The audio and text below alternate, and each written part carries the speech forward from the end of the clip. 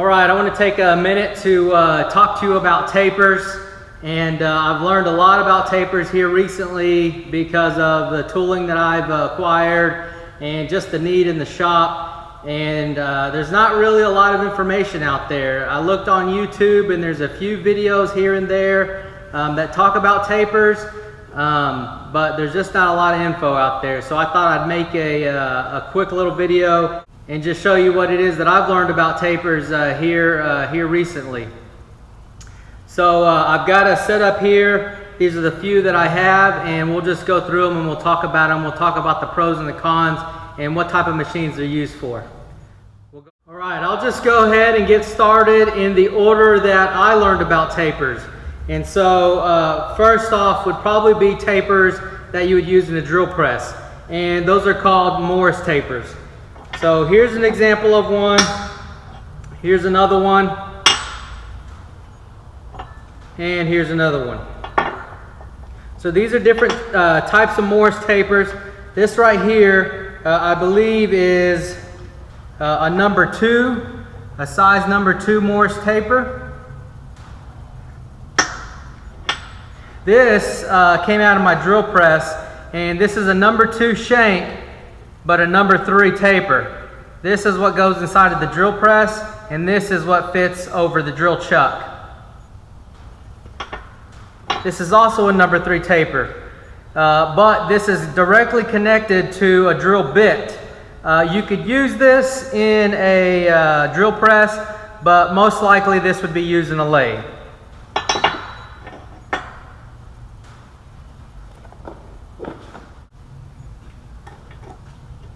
So let's talk about sizes here. We'll start with the number 2.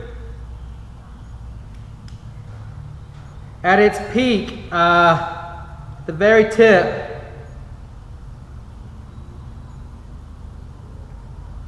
it's 0.56 at the very tip.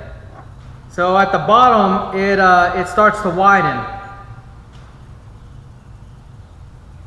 And you're looking at 7.0. So the idea here is the more pressure you apply, the harder you press down on the taper, the tighter fit it becomes. And it uses friction to actually grab a hold so that the friction holding the taper, there's a lot more friction applied at the taper than there is at the tip of the drill bit. And that's how you're able to cut material without the taper spinning on you. As well as you have these flats on the top end. Got a number 3.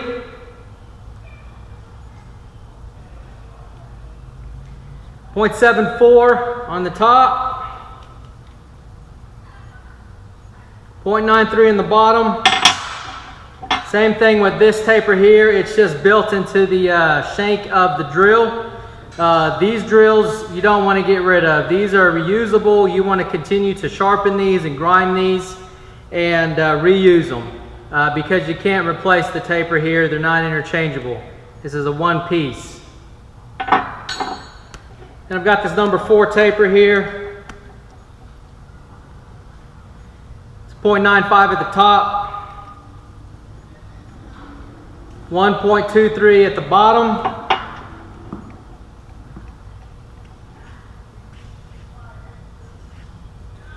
.47 or 4.78 in length. Same thing with this live center. It also has a taper, but it does not have the tang at the top. And we'll just see if this matches.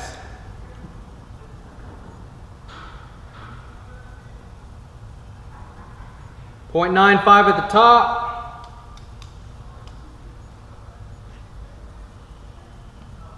1.24 at the bottom.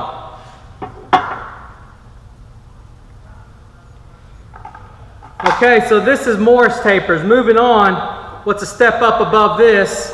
That would be our R8 taper.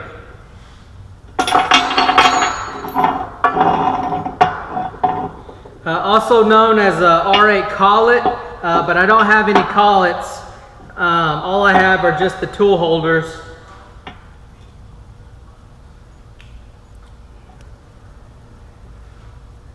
And here's a couple examples of the tool holders that I have, but you can see the R8, the difference from the taper size to an R8. You can get tapers that are definitely bigger than an R8, and you can get some that are smaller than an R8.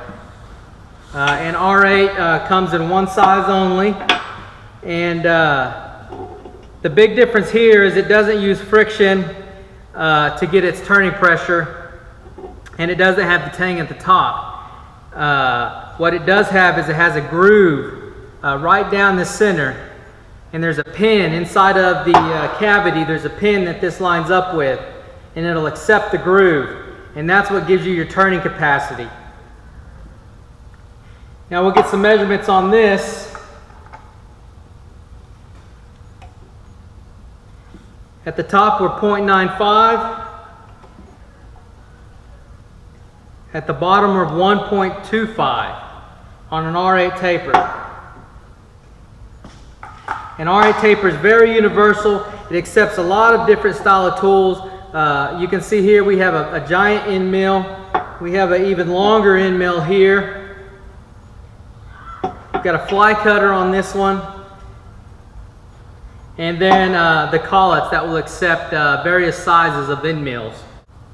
I would say this tooling here is pretty much maxing out the capability of the R8.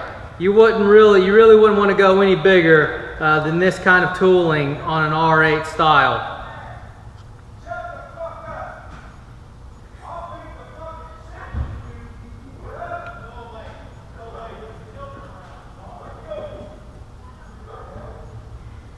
So this is pretty much maxing out the R8, but it's very universal, very widely used. There's a lot of it on the market. It's very cheap to get, and probably one of the most common as far as manual milling goes.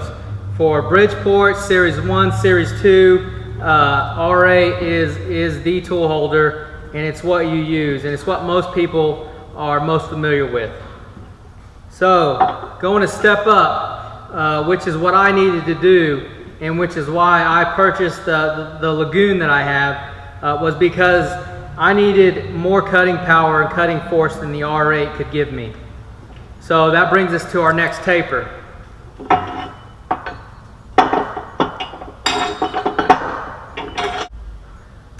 All right, the next size up would probably be a 30 taper, but I don't have any of those.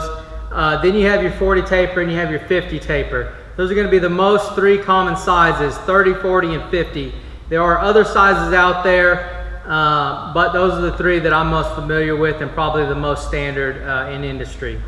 But what I do have is a couple of 40 tapers here. Now, there are several types of 40 tapers. What I have here is called an NMTB 40 taper and a CAT 40 taper. They also have a BT 40 taper, and they also have an Erickson 40 taper. I'm not real familiar with those, but this is what I have, and this is what I'm trying to use here in my shop. I'll talk to you a little bit about the difference on these two style of tapers. We'll start with the NMTB. This is what came stock with the Lagoon, and you can see just right off the bat the size difference. So let's get a measurement on this.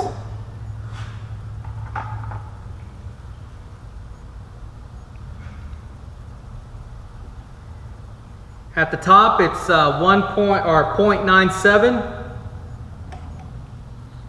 At the bottom, it's 1.75. Then you can see that it's got this collar. The collar comes in at 2.5. So just looking at the R8, you can see the difference in the mass. So larger tool holder, it's more rigid and it absorbs more vibration, therefore you can take larger cuts.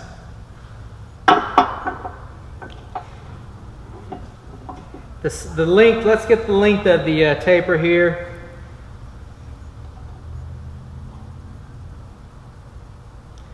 It's about 3.6.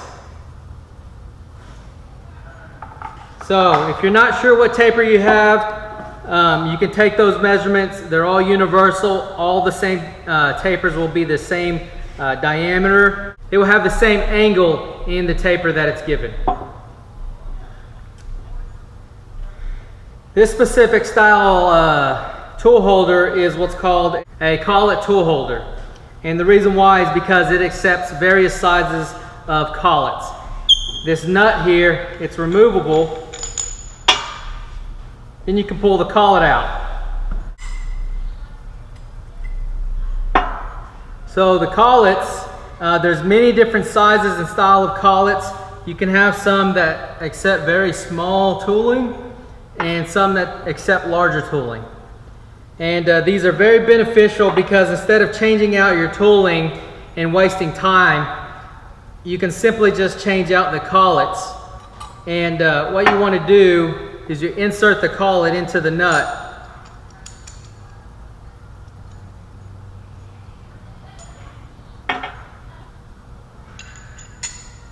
Once you have the collet inserted in the nut, you will then put it on the tooling, get it started, and then you would put your end mill or your drill bit in the collet. Once you do that, you tighten it up. Then you would use a spanner wrench to tighten it fully, just like so. By doing that, it reduces your changeover time, and you can use multiple different tooling, different sizes of tools inside one tool holder. If you only can get one, I would recommend getting this style just because it's so universal.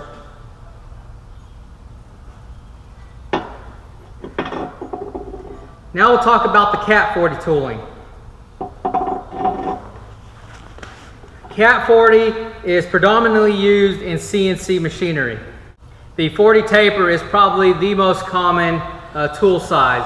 40 taper is probably the most common, but your 50 taper, you're going to find those in your big machines taking off a lot of material. Your 30 taper, you're going to find those in smaller CNC machines, and you'll also find those in other manual machines. I believe the Bridgeport Series 2 accepts a 30 taper. It's an option that you can get, but it's not very common. And the only Bridgeport I know that will accept a 40 taper is called, it's the original Series 2. So there's a Series 2 special, and then there's an original Series 2. The original Series 2 is a very big, very large machine, and it accepts 40 taper. But most Bridgeports that you find, they will only take the R8 tooling. And so you can see how you're limited with the R8. The Lagoons and some other machines like Acura and other import machines are now building their machines to accept 40 taper tooling because of how universal they are and how common they are in industry. So right off the bat, we notice a few things that are different than the NMTB. First off, we have a nipple here. Second off, we have a double collar. You can see it has two collars. Third is the length. This has a straight shank on top. The Cat 40 does not have the straight shank. And the last, but very, very subtle, are going to be the drive dogs. So the drive dogs is a big important piece of why this 40 taper tooling is superior to the R8. As I said, the R8 has this thin slot right here. That's where you get your turning, your cutting force. The 40 taper has two huge drive dogs. You see these indentions right here? These accept drive dogs. And that is where you get your turning force on 40 taper tooling. The subtle difference between the two is the drive dog on the NMTB, they're fully recessed all the way back to the body of the taper. On the Cat 40, you have one drive dog that's fully recessed to the body of the taper, and the other one is just barely off the body. That's the difference. So what makes it adaptable to the Lagoon are two things. You have to have the proper drawbar, these nipples are removable, and the threading on those nipples are the same for both style tooling. So the drawbar will fit in both of these tool holders. The difference is that you have to have a longer drawbar to hold the Cat 40, or you could have an adjustable drawbar, which is what I have, an adjustable drawbar where you can change the length of the tooling that it will accept. The other thing is the drive dogs. And so what you have to do is either remove one drive dog, or you have to mill one drive dog slightly smaller, or you have to build an adapter that will hold the 40 taper tooling. Eventually what I'd like to do is build a new drawbar. I don't care for the adjustable one too much. It's kind of a hassle. I'd like one solid drawbar, and then also build an adapter to accept the two different lengths of the dogs. So the reason why 40 taper is so universal is because you can do a lot with it. Like I said, you have collet style tool holders.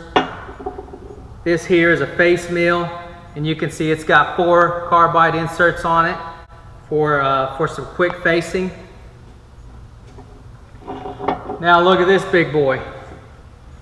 This is also a face mill, and it's got 1, 2, 3, 4, 5, 6, 7 carbide inserts in it.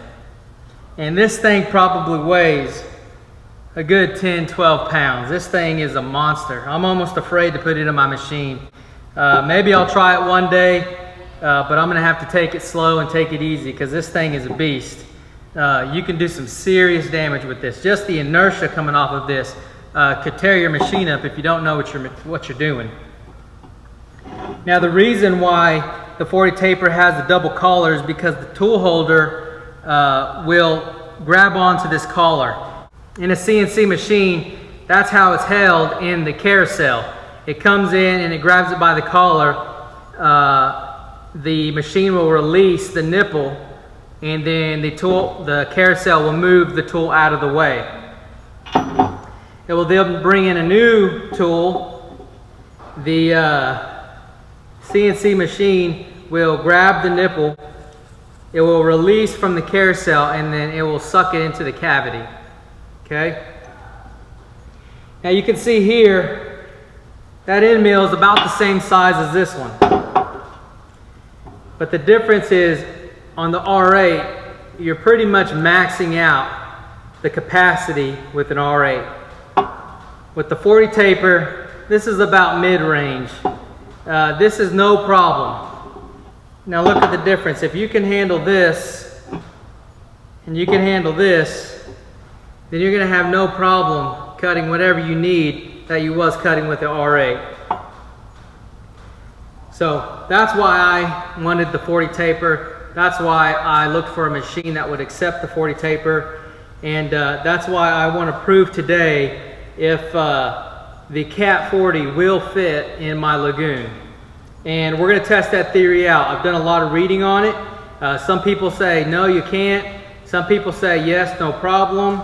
But we're going to prove that theory today and make sure that it works. If so, I'll be a pretty happy camper, because I've got a lot of Cat 40 tooling that I purchased pretty cheap for the sole purpose of using it in my manual lathe.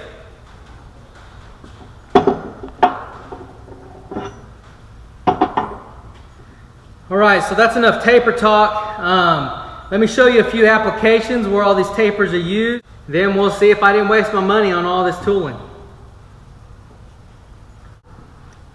Alright, for the Morris taper, that's going to be used in a machine like this, a standard drill press. And you can see as I come down, the drill chuck is fixed inside of the quill. Hold this. And inside the quill you have this slot here, and if you look closely you can see the top tang of the Morris taper. And that's where that gets fixed. And if you want to drive that out, you use a key like this. You stick it in the slot. you hammer through and you push the taper down and it'll drop the drill chuck. And that's how you remove a Morse taper from a drill press. So let's see where else a Morse taper can be used. All right, here is the tailstock of Queen Monarchy. Okay, and this is another place where a Morse taper can be used. So let me extend the tailstock. All right.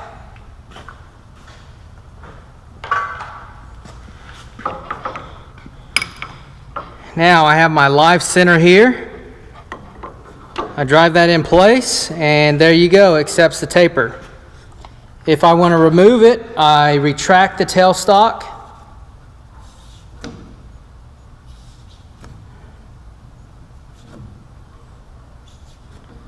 Like so. Pull it out.